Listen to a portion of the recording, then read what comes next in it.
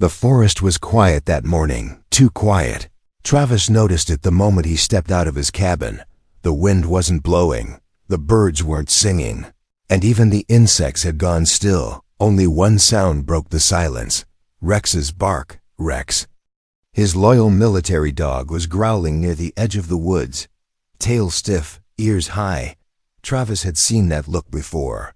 Back when they fought in the Orion Wars together. It wasn't fear. It was alertness, danger. "Easy, boy," Travis said, picking up his old pulse rifle and moving toward the tree line. "What did you find?" Rex barked again, louder, and darted into the trees. Travis followed, boots crunching over dried leaves, heart pounding for no reason he could explain. His cabin was far from the city, far from the patrol routes. Nothing ever came out here, nothing. Alive anyway. He found Rex standing over a pile of broken branches and leaves, tail wagging low, body tense. The dog didn't growl, didn't attack. He simply whined and looked up at Travis as if to say, "Come see this." Travis knelt and pushed the debris aside. His fingers touched metal, then something warm beneath it. He pulled the leaves away and froze. There was a body, but not a human one. The armor was dark purple and scratched, scorched in places. The figure was tall, maybe 7 feet, skin pale and cracked. One hand clutched to its side where blood dark blue and thick oozed slowly. An alien soldier, wounded, barely breathing. Travis raised his weapon, heart racing. He had fought these creatures before. They were fast, deadly, and had no mercy. Why would Rex not attack? Why did the dog whine like this alien was no threat? The creature's chest rose and fell weakly, barely alive. Travis should have reported it, called the Colonial Guards, or at least ended it quickly. But something stopped him. It wasn't pity. It was confusion and the strange look in Rex's eyes. "Why didn't you tear him apart, boy?" Travis whispered, but Rex only lay down beside the alien, as if guarding him. Travis cursed under his breath and looked around. No other tracks, no sign of a crash. How did this thing end up here? He made his choice. Maybe it was madness or maybe instinct. He lifted the alien's body with effort, armor heavy and limbs long, and carried him back through the trees. Rex trotted beside him, watching the alien closely, but still not growling. Back at the cabin, Travis didn't bring him inside. Instead, he dragged an old tarp over to the barn and cleared a space in the corner. He laid the alien on a pile of hay and started pulling out his old med kit. He wasn't a doctor, but he'd patched up worse in war. The alien groaned once but didn't wake. Travis worked fast, sealing wounds and removing a broken shard of armor from its side. The bleeding slowed, but the breathing stayed shallow. Rex sat at the barn door, alert. Every now and then he looked at Travis like he understood this was important. Night fell quickly, and the sky turned orange behind the trees. Travis stood at the barn door, watching the stars appear one by one. Somewhere up there, this thing came from, and maybe others were still out there looking for him. He locked the barn with a heavy chain and returned to the cabin. He didn't sleep, just stared at the old rifle on his table, wondering if he had made a mistake. The next morning, he brought water and food, not human food. Just simple broth and clean water. The alien still hadn't woken, but its pulse was stronger, skin less pale. Travis examined the armor again, not military issue, and marked with strange symbols he didn't recognize. It looked old, battle-worn. He checked the wounds again and noticed something strange. The damage didn't look like it came from a human weapon. The burns were in the wrong shape, too narrow, too sharp. It looked like the alien had been shot in the back. "Who did this to you?" Travis asked quietly. The alien didn't respond, but its fingers twitched. Days passed, and each time Travis came to the barn, Rex followed like a shadow. The alien began to breathe easier, wounds healing faster than human ones should. But still, he didn't wake. Travis began to wonder if this creature was really his enemy, or had he just rescued someone who had been left for dead by his own kind. One night, just as the stars blinked to life above the trees again, the alien stirred. His eyes opened, bright gold with slitted pupils, and locked onto Travis, not in fear, not in anger, but in something stranger. The alien opened his mouth, voice weak, and said in broken English through a translator chip, "Not enemy. Help, danger coming." And that was when everything changed. The barn was cold, dark, and smelled of old hay and metal rust. Travis stood just inside the door, holding a bowl of warm broth in one hand and a flashlight in the other. The alien was still lying on the pile of hay, but his golden eyes were open now, watching every movement Travis made. Rex sat beside Travis, tail wagging slowly, ears flicking with every breath the alien took. He wasn't barking anymore. He was calm, loyal, waiting for his master's next move. But Travis wasn't sure what that move should be. The alien tried to sit up but winced in pain. His armor was broken at the chest and shoulder, wires hanging loose, strange liquid seeping out like blood and oil. Travis stepped forward and held out the bowl. "Here," he said, voice steady but quiet. "You need to eat something." The alien stared, then looked at Rex as if asking permission from the dog. First, then he reached out slowly and took the bowl with shaking hands. He sniffed it, then sipped carefully. A long silence passed between them. "You speak English?" Travis asked. The alien nodded. "Translator." "Chip." His voice was rough, like sand on stone. "Basic words only." Travis sat on a crate, keeping the rifle nearby. He didn't aim it, but he didn't let go either. "What's your name?" he asked. The alien hesitated. "Kale." Travis nodded. "I'm Travis." He pointed at the dog. "That's Rex. He's the reason you're not dead." Kale looked at Rex again, a strange respect in his glowing eyes. "He is special." Travis leaned forward, watching Kale closely.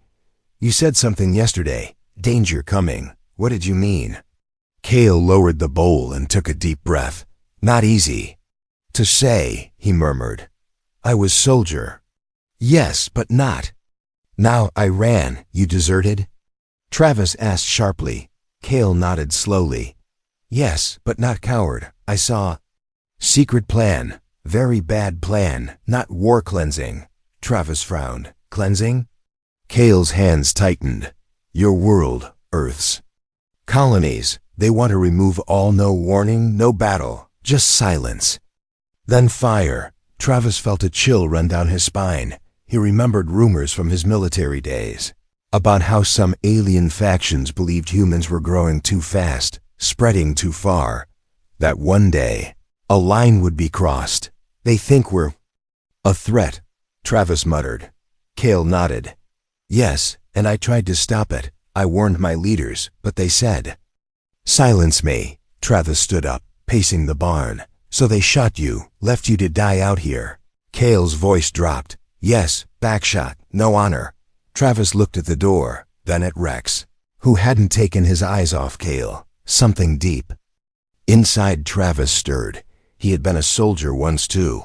He knew what betrayal looked like, and he also knew what truth sounded like. "You expect me to believe this?" Travis asked, but his voice wasn't angry, just tired. Kale didn't beg. He simply said, "I have no reason to lie. You saved me. You deserve truth. In 2 days, signal will guide the fleet. They will burn everything, unless we stop it." Travis turned back to him. "You know where the signal is?" Kale nodded. "Yes, but I need time and help." Travis crossed his arms. "You want me to help you stop your own people?" Kale looked him in the eyes. "I want to help your people. Because if they fall, others will too. And soon, no voice left to fight." The barn grew quiet again, only the sound of the wind pushing against the wooden walls. Rex let out a low whine, walking over to Kale. He sniffed the alien's hand and licked his fingers. Kale froze for a moment, then smiled softly. Travis saw it, and something inside him shifted. This wasn't a trick or a trap. This was something bigger, older, and more dangerous than any war he had known. He walked to the corner and opened a hidden crate, pulling out old military gear, scanners, maps, and 2 pulse pistols. Dust covered everything, but they still worked. If you're lying, I shoot you myself, Travis said as he handed Cale one of the pistols. Cale took it, checked the charge, and nodded. Fair. You rest tonight. Travis said, we move at dawn. You'll guide me to that signal tower. And if we survive this, maybe we stop a war before it starts. Rex barked once, short and sharp. As if to say finally, Travis smiled slightly.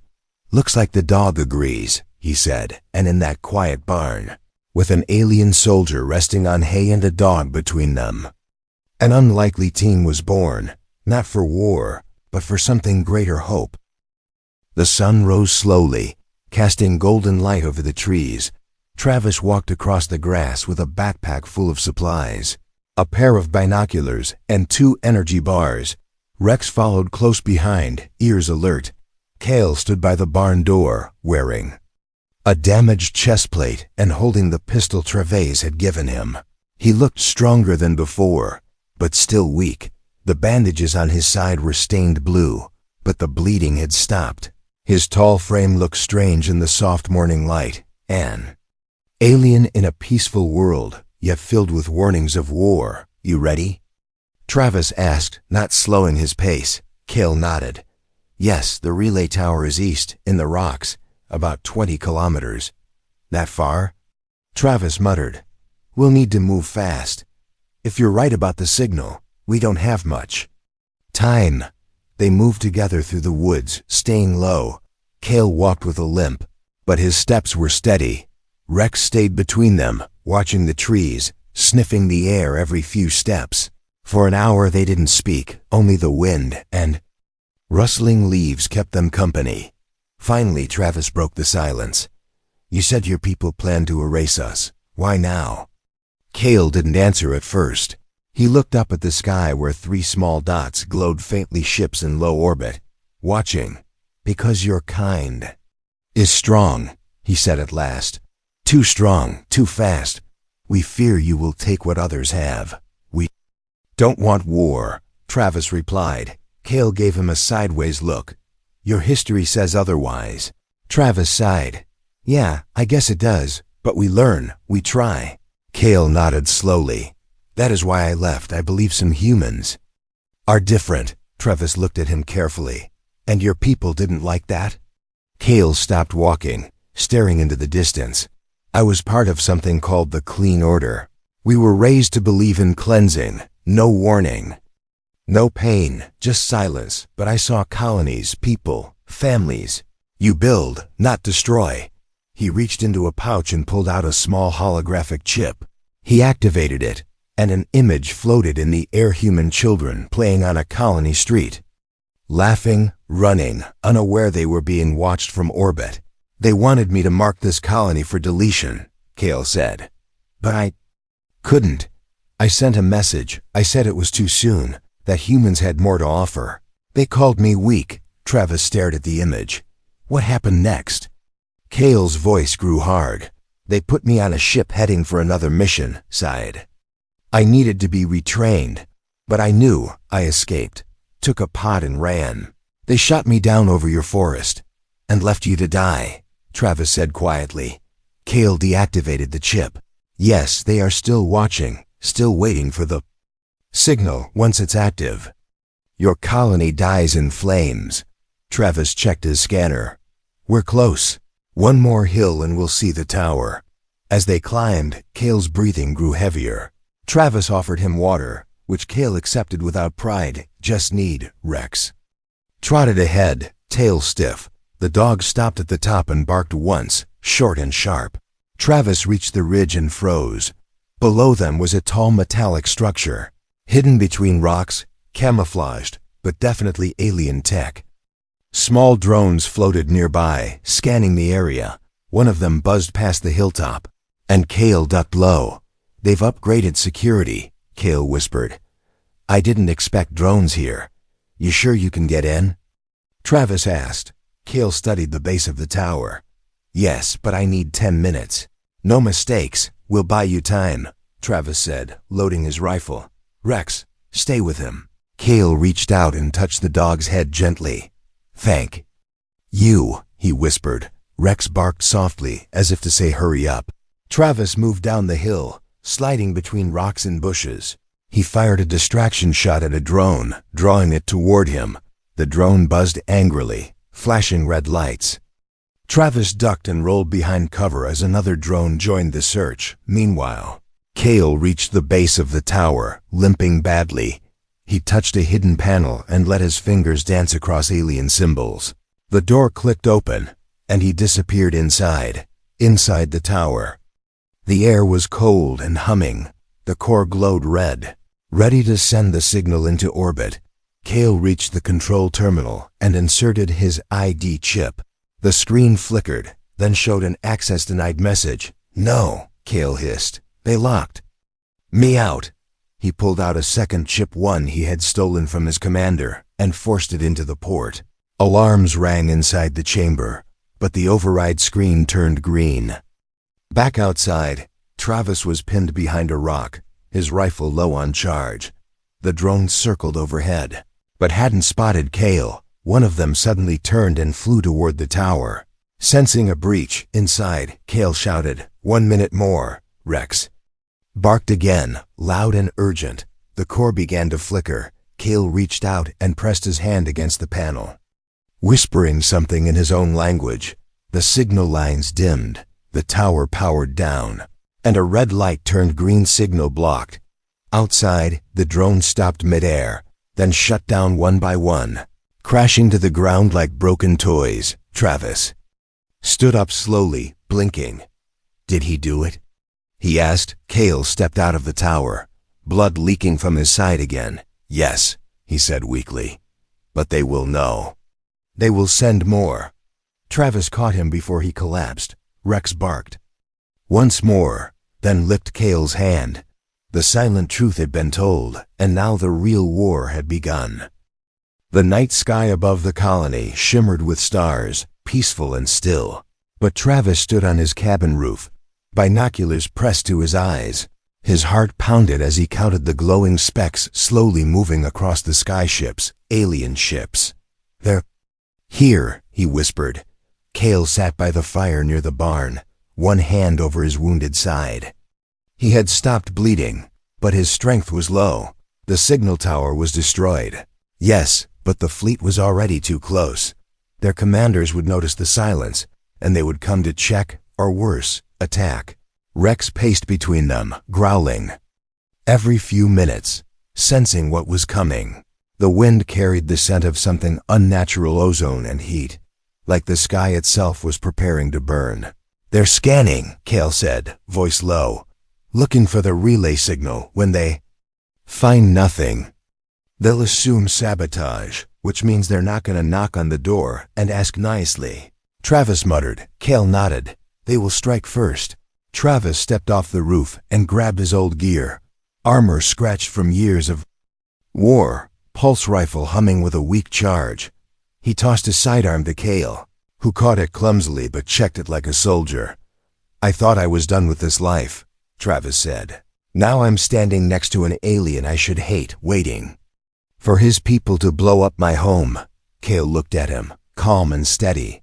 I do not blame you, but if we run, many more will die, you and I. We are the only line left. A loud rumble shook the ground. They looked up to see streaks of red light cutting across the skydrop pods. Not full ships yet, just scouts, small teams sent to investigate. But even one scout group could be deadly. They're not wasting time, Travis said. Rex, inside now. But the dog didn't move. Instead, Rex growled and stood tall, ears pointed toward the trees. Cale turned sharply. They're landing close, 2 kilometers west. Travis looked toward the colony lights in the distance. If they head toward the settlement, they'll wipe everyone out just to be safe. Cale's jaw tightened. Then, we cannot let them reach the town. Travis checked the charge on his rifle, then pulled a tracking beacon from his belt. I've got an idea, but it's gonna need perfect timing. They moved fast through the woods, Rex leading the way. His nose followed the burning scent of dropped fuel. Travis and Cale sprinted behind. One human, one alien, running toward a fire that could end them both. Through the trees, they saw it a smoking pod buried in the soil, steam hissing from its vents. Around it stood 3 alien scouts, tall and armored, scanning the forest with glowing visors. Their weapons were drawn, movements sharp and fast. Cale ducked behind a rock. "These are elite units," he whispered, "trained to erase evidence. If they find us, they won't ask questions. Good thing I brought fireworks," Travis said with a grin. He showed Cale the beacon, an old military decoy device used to draw enemy fire. He tossed it toward the left side of the pod. The beacon lit up and screamed a false energy signal. The scouts turned instantly, 2 of them moving to investigate. That was their chance. Cale fired first. A clean shot to the back of one scout. The alien fell without a sound. Travis charged from the other side, shooting the second in the leg. And diving behind a log, Rex sprinted between them, teeth bared, tackling the 3rd scout to the ground. It was brutal and fast. When the dust settled, 3 enemy scouts lay motionless. Travis reloaded, heart racing. Cale crouched over one of the bodies, checking the comms unit on its wrist. "They sent a message before we hit," Cale said. Code report. Silent signal failure. Command will respond in force. How long do we have?" Travis asked. Cale stood up slowly. "Maybe a few hours, not more." They buried the bodies under dirt and leaves, burned the pod, and erased their tracks, but the smell of fire and smoke would remain. The aliens would know someone had resisted. As they walked back through the woods, Cale looked up at the stars. "This was not how it was supposed to happen," he said quietly. "I thought they would listen. That logic would win." Travis shook his head. "Sometimes the only thing that works is proof they can bleed too." Back at the cabin, they prepared for the worst. Travis connected his old long-range radio and sent out a message to nearby human outposts. "Colony 9 to all units. Unknown threat inbound. Possible alien fleet on route. Requesting assistance." Cale rigged the barn with sensor alarms and traps. Not to kill, but to warn them early. Rex stood watch without blinking, ready for anything. Night returned. But there was no peace this time, no stars visible. Just thick clouds hiding the sky. Then the clouds glowed red. Cale stepped out, face grim. "They're here." Travis checked his rifle, nodded once, and stood beside him. "Then let's give them a reason to fear what one human, one alien, and one dog can do." In the silence that followed, they waited for the fire. The first explosion came just before sunrise. A flash of light and a wave of heat that shook the trees. Travis grabbed his rifle and jumped from the cabin window. Rex barked once and raced toward the noise. Cale was already outside, scanning the sky with narrowed eyes. "They're not waiting anymore," Cale said. "They've started the purge." A second blast hit the edge of the colony, far enough not to kill, but close enough to send a message. Alien ships hovered above, not full warcraft, but fast attack units with plasma turrets and scanning drones. The attack was meant to cause fear, not destruction. Not yet. Travis checked his radio. Static filled the line. "They're jamming comms," he said. "No calls for help. We're on our own." Cale moved toward the barn. "We still have one chance," he said, opening a hidden crate. Inside was a device shaped like a cube, glowing faintly blue. "What is that?" Travis asked. Cale lifted it carefully. "It's a counter-code beacon. Made in secret by rebels in my faction. It can send a hold command to the fleet's targeting system, but only if placed inside a relay uplink." Travis frowned. "And where's the nearest uplink?" Cale looked toward the mountains. "In the heart of their landing zone." Of course it was, Travis thought. They packed fast, gear strapped tight, rifles charged. The journey would be dangerous, and they knew the enemy was already looking for them. Still, they had no other choice. If the beacon worked, it could stop the fleet from firing on the colony. Even if just for a short time. As they left, Rex ran ahead, always just a few steps in front. His nose guided them through forest and ash. The air smelled like smoke and metal. The sky above buzzed with drone engines and distant rumbles. Halfway to the uplink site, they spotted movement. A group of alien scouts had surrounded a crashed human transport. Smoke rose from the broken ship, and muffled cries came from inside. Travis dropped to the ground and raised his scope. "Civilians," he whispered. "3 of them, hiding under the wreckage." Cale touched his shoulder. "We don't have time. The fleet will fire once they confirm the colony is silent." Travis looked at the wreckage again. "I can't leave them." Cale didn't argue. He simply reloaded his weapon and nodded. They split up. Cale moved wide through the trees, flanking the alien scouts. Travis crawled closer, using smoke and debris for cover. Rex moved like a shadow, slipping between shadows and scent trails. Travis opened fire first, hitting a scout in the back.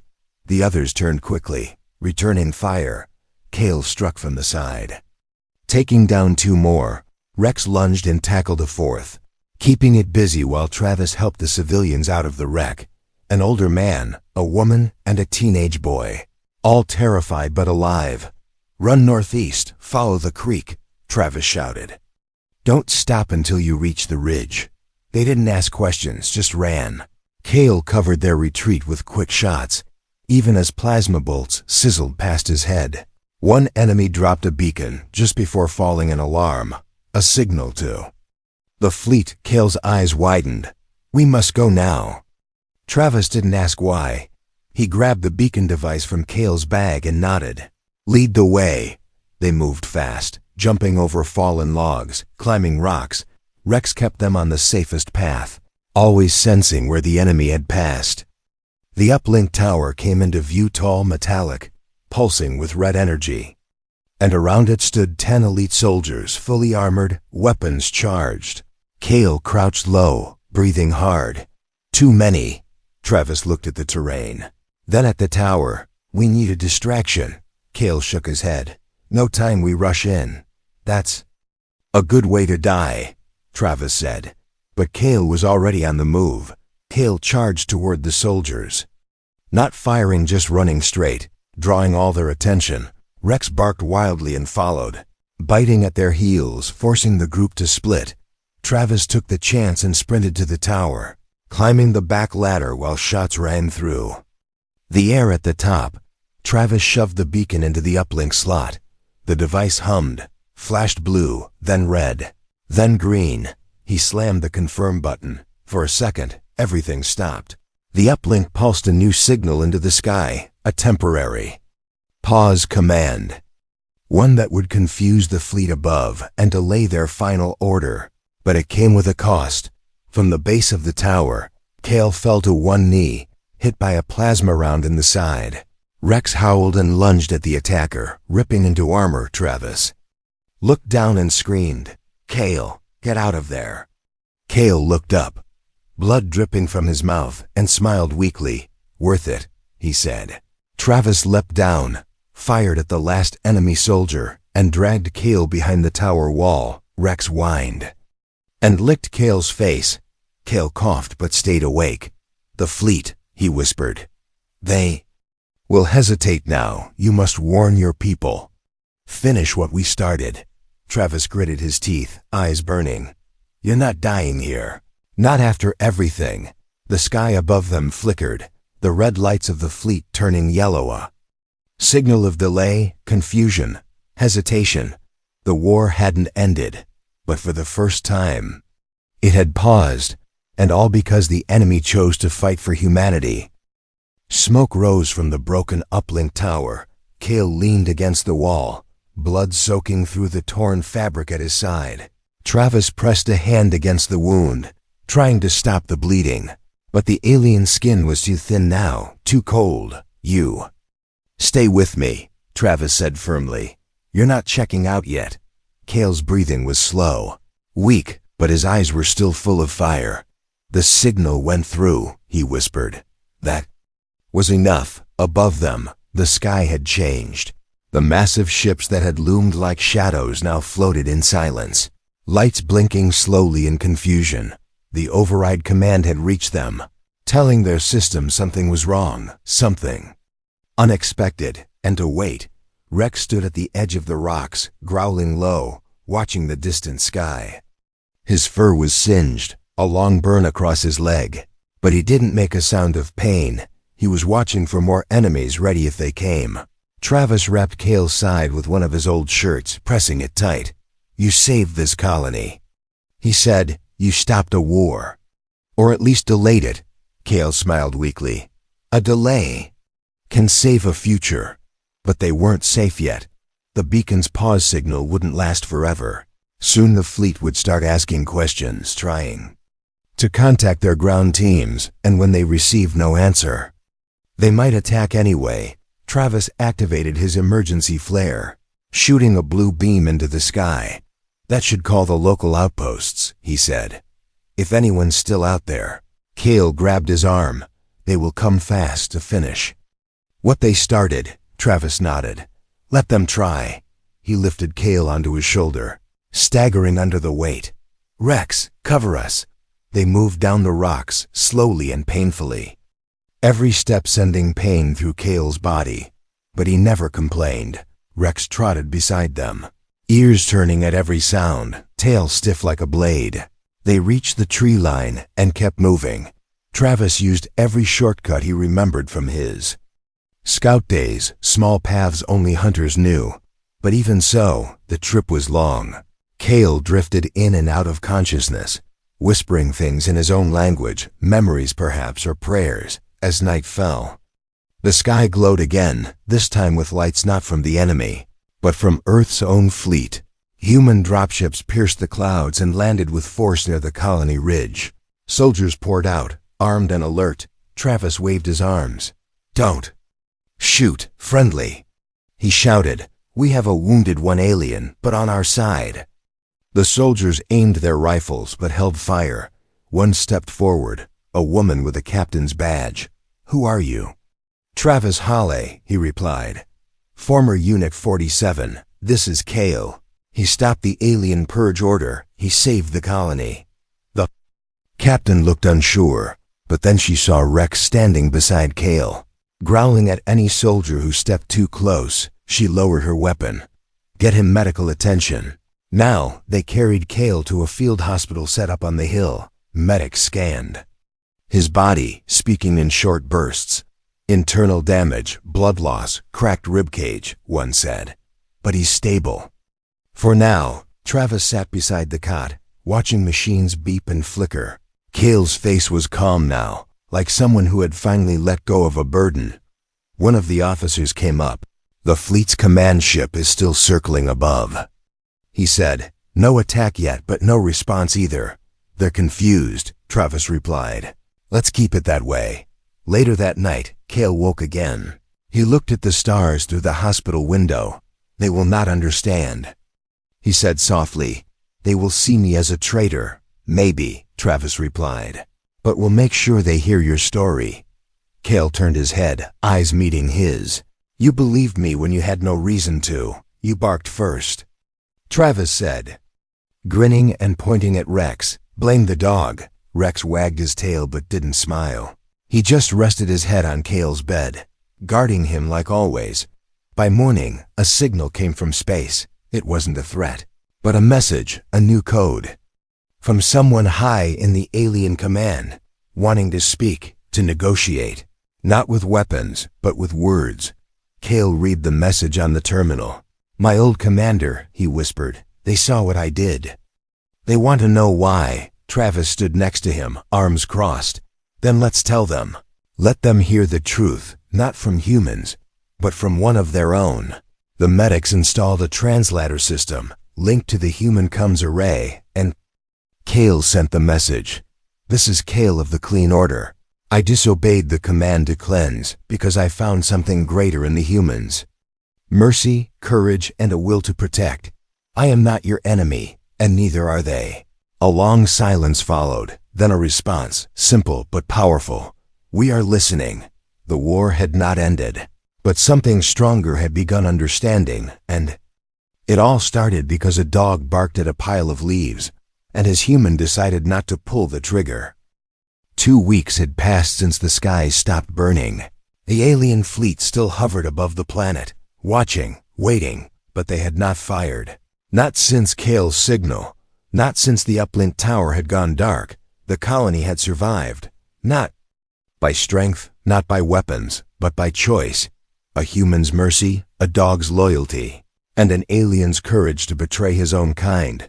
Travis stood on the colony ridge, staring at the sky. Soldiers walked below, rebuilding outposts and scanning the woods for signs of leftover scouts. But things were calmer now, safer.